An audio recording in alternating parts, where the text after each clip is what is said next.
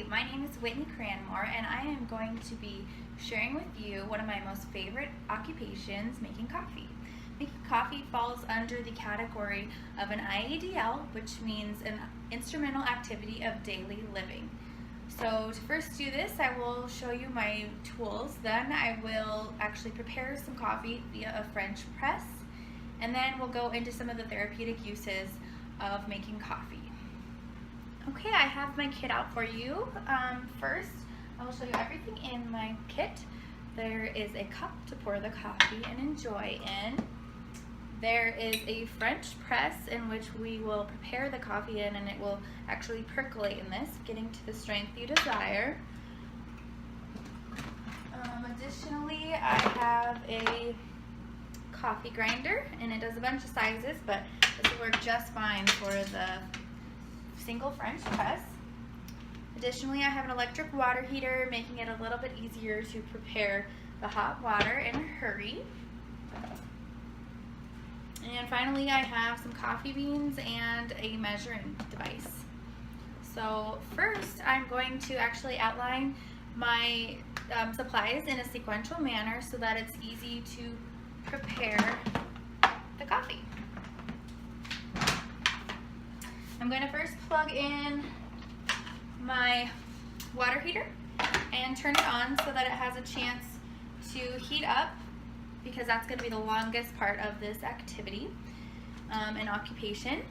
Next, I'm going to plug in the coffee grinder itself,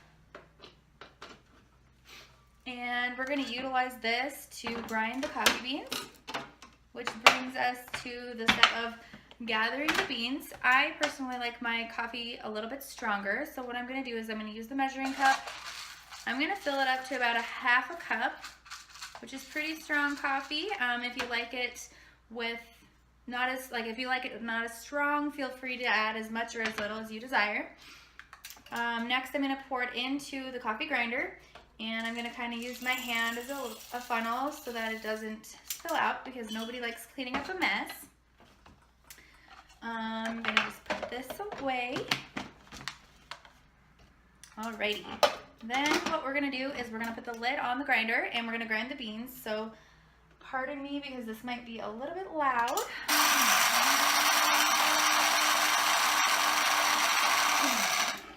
Okay, I'm just going to go ahead and check on those.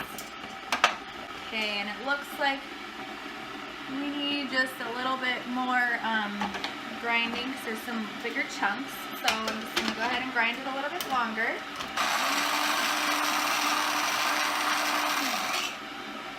Alright, that looks a little bit better. So now what I'm going to do is I'm going to take off the plunger of the French press and set that aside so we can unlock the coffee grinder and pour in the beans.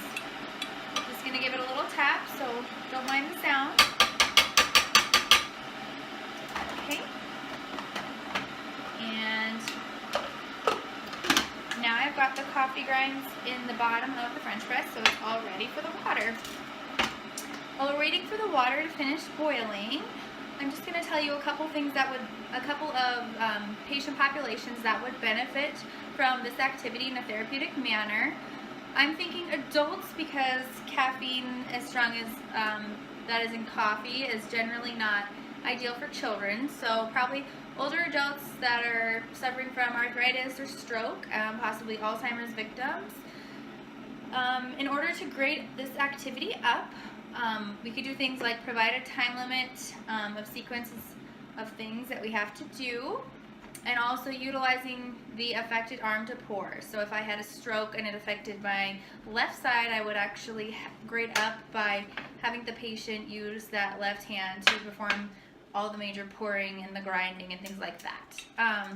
To grade down with this activity, I would not provide a time limit. I would allow the patient to take lots of breaks, and also allow them to sit versus stand, because this could be exhausting for the patient.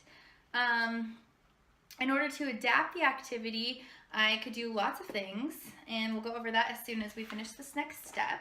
So it sounds like the water just finished boiling. What I'm just going to do is pour it carefully into the French press, and I'm going to get it close to the top.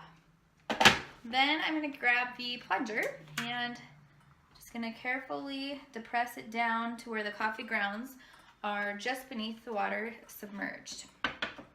And then I'm going to set this aside next to my coffee cup until I am ready and I feel like it has brewed to my satisfaction and as strong as I would like my coffee. So in order to adapt this activity, there are many things that we can do. First, when we are pouring the coffee beans, we can apply, we can create a funnel, get a little bit creative here to make it easier. So if you had Alzheimer's or say Parkinson's and you have the shakes or, you know, maybe it's just harder for you to grip something and, you know, you're a little bit clumsier, that's okay. So we just add on this funnel. So all you have to do is pour it right in and you see it would allow for extra movement. Next, we could also add many things onto the handles. These are a bit, especially the one on the French press, it's a bit thin. So we could add a towel or something of that nature to adapt the handle. The handle in the water boiler is a bit thicker, so that wouldn't be quite as much of an issue, but there are different things you could do as well for that, like bulk that handle up as well.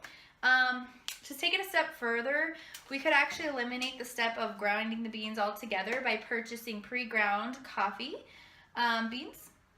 And we could do that step to kind of allow for independence for those that can't perform those aspects of this occupation.